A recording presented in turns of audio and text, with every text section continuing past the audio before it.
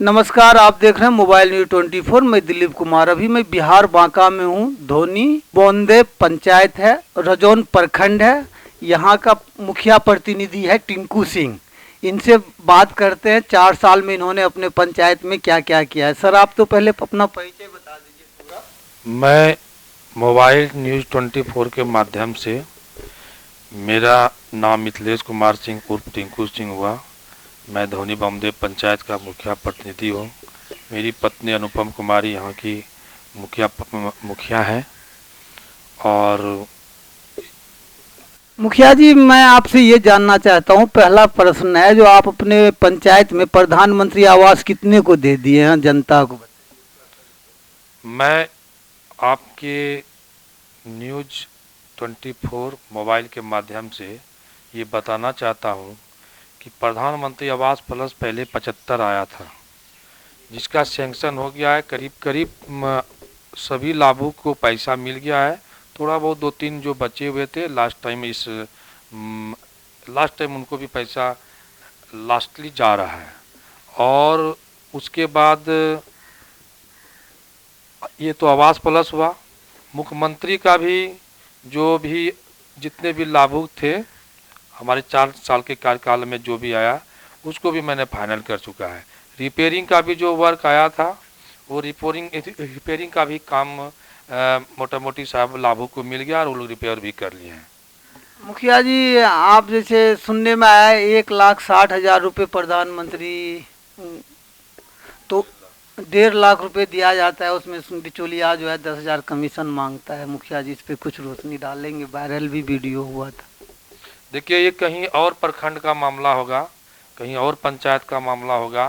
आप जब इस पंचायत में आए हैं तो आप लाभुक से जाके पूछ भी सकते हैं कि आपको इंदिरा आवास लेने में कितना खर्च पड़ा है। अगर हम लोग को छुपा करके मेरी जानकारी के बदौलत अगर कहीं कोई कुछ कार्य हुआ होगा तो मैं उसके ऊपर प्रकाश डालना नहीं चाहूँगा। लेकिन मुखिया जी के माध्यम से अगर कोई लाभुक बता देगा कि मुखिया जी हमसे एक भी पैसा लिया हुआ है, तो फिर ये प्रतिनिधि का काम ऐसा नहीं है कि किसी से पैसा लेना। जनता तो कहते हैं जिनके पास घर है उन्हीं को घर दिया जाता है। हम लोग गरीब आदमी, हम लोग तो लाइन में रह जाते। देखिए, घर एक ऐसा चीज़ है, वो सभी को मिलना चाहिए। अब सवाल आपका है कि जिस पक्के मकान वाले को मिला है तो उसको ही मिल गया है, ऐसा नहीं है। मेरे प्राथमिकता में सबसे पहले जो मकान जिस गरीब को नहीं है, पहले उसको मिलेगा। उसके बाद मैं आपको बताता हूँ कि क्या क्राइटेरिया है। उसके बाद अगर एक मकान है और एक रूम है और उसका 3 भाई है, तो मेरे अनुसार मैं इस चीज़ को आपके माध्यम से बताना चाहता हूँ। उनको भी जरूर, जो जो वंचित पड़े हुए हैं, जिसका बहुत कठिनाई से बाहर कमाते हैं और पर्व त्योहार में केवल घर आते हैं कि घर आएंगे पर्व त्योहार करके जाएंगे, ड्यू टू कि वो 4 भाई हैं, रूम एक है, उस लाभुक को भी लाभ मिलना चाहिए। मैं इस आधार पर काम करता हूँ। अगर 3 भाई है, एक भाई को मिला है तो 2 भाई को और जरूर मिलना चाहिए, अगर गरीब तबका क्राइटेरिया में आता है। लेकिन प्राथमिकता सबसे पहले उनका है जिसके पास घर नहीं है। अच्छा मुखिया जी, आप जनता को ये भी बताया, ओडीएफ मुक्त 4 साल में आपने कितने को? ओडीएफ मुक्त मोटा मोटी मेरा पंचायत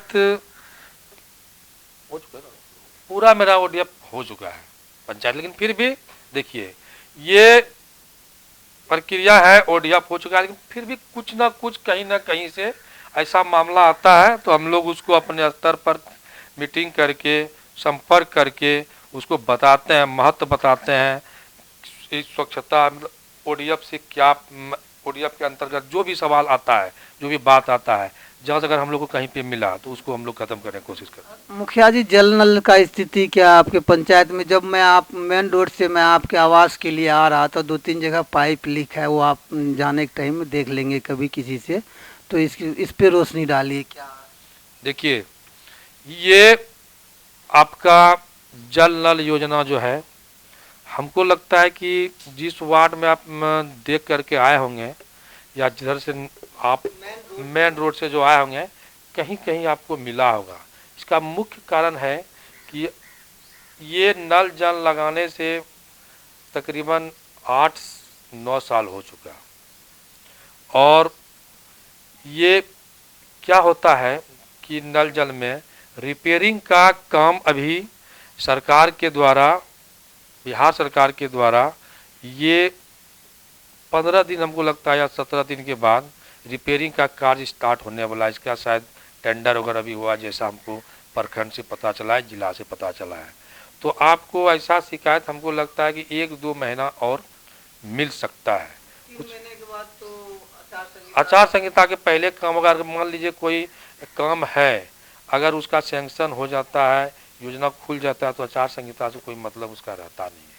आचार संहिता में भी काम होगा, लेकिन उसके पहले काम स्टार्ट हो जाएगा और आचार संहिता के तक काम चलेगा। स्वच्छ भारत मिशन अभियान जो है, तो उसमें आपका रिक्शा उक्सा सुचारू रूप से काम कर रहा है मुखिया जी, आपने जो पंचायत में दे रखा है? देखिए, ये बहुत बड़ा सवाल है कि एक पंचायत को कैसे स्वच्छ रखा जाए। उसके लिए कर्मी तो बहाल कर दिया गया है, और सबसे बड़ी बात है कि वेंडर के द्वारा जो सामान दिया गया, वो सामान हमको नहीं लगता है कि परफेक्ट है। हमेशा उसमें खराबी होती रहता है। और ये तो क्या कहते हैं कि हम लोग कई स्तर पे इसको शिकायत भी किए, लेकिन बहुत बेमुश्किल, बहुत प्रयास करने के बाद ठेला वाला का इधर आपका 6 महीना पहले रिपेयरिंग वगैरह हुआ है, फिर भी कई ठेला इसमें टूट गया। लेकिन मेरे कर्मी जो है तत्परता के साथ काम करते हैं। अभी लोग में जागरूकता का कमी है। अभी इसको हम लोग को समाज को जागरूक करना है, समाज से मिलजुल करके बैठ के कि स्वच्छता का क्या मोल है।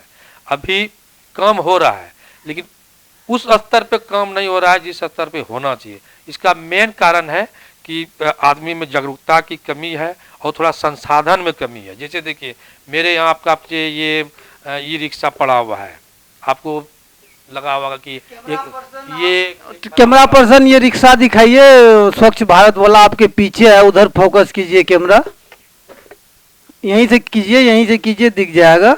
ये रिक्शा सुचारू रूप से चालू है मुखिया जी? नहीं, ये चालू तो नहीं है, इसका कई बार हम लोग शिकायत किए हैं। अच्छा मुखिया जी, कैमरा पर्सन इधर फोकस कीजिए। मुखिया जी आप ये बताइए, जो स्ट्रीट लाइट जो लगाया गया है, प्राइवेट ठेकेदार ने लगाया है, तो 1 घंटा जलता है, दूसरे घंटे में बंद हो जाता है, उस पर बताइए। देखिए, स्ट्रीट लाइट मेरा पंचायत 15 वार्ड का है। धौनी बामदेव के 15 वार्ड में मैंने अभी तक आपका 8 वार्ड में स्ट्रीट लाइट लगाने का काम किया है, जो कि प्रखंड स्तर से आया हुआ है काम। ये तो हम लोग तो उतना नहीं बता सकते हैं कि जिला स्तर से कि प्रखंड स्तर से, लेकिन वेंडर के द्वारा दिया गया है।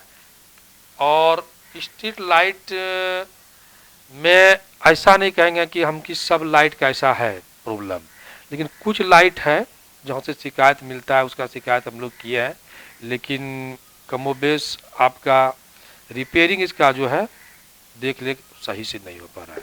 आप देखे होंगे मेरे पीछे भी 2 स्ट्रीट लाइट है पड़ा हुआ, आप देख लीजिए मेरे पीछे, देख लीजिए खराब पड़ा हुआ है।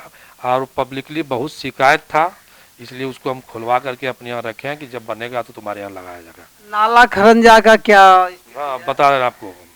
मेरा 15 वार्ड में 11 गांव है, कमोबेश एक आध गांव छोड़ करके सभी गांव में कार्य किया गया है। आपका नली गली का काम किया गया है। और हमारे स्तर से तब तक जो हमको याद है, हम अपने स्तर से अभी तक करीब 52 या 53 काम किया गया है। नीतीश कुमार जी का आदेश है, गाइडलाइन है, जो शराब तस्कर को पकड़ो और रात में लाइट चेक करो। अब मुखिया का यही काम हो गया है सर, ये इस पे थोड़ा संक्षेप में रोशनी डालिए। जो शराब तस्कर का काम है, मुखिया का काम है शराब तस्कर का मैसेज दे थाने वाले को जो यहाँ है, तो अब यही काम रह गया है मुखिया जी का, जो शराब तस्कर को पकड़ो, गंजेरी को पकड़ो।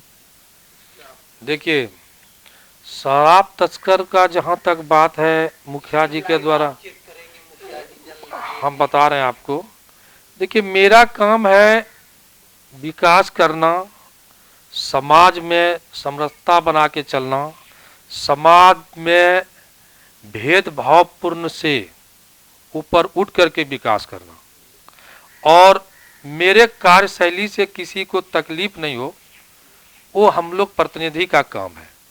मैं उसी स्तर पे काम कर रहा हूँ। लेकिन जैसा आप बताएं कि मुख्यमंत्री का ये है, तो ये उनके पास इतना संसाधन है थाना के माध्यम से, चौकीदार के माध्यम से, कि मुखबिर के माध्यम से, कि उनको सारा ये जानकारी है, सारा जानकारी जाता है। भले कार्रवाई नहीं हो अलग बात है, और मुखिया जी अगर अपने स्तर से बोलेंगे भी तो इस स्तर वो लोग उस स्तर से काम नहीं कर पाते हैं अधिकारी लोग।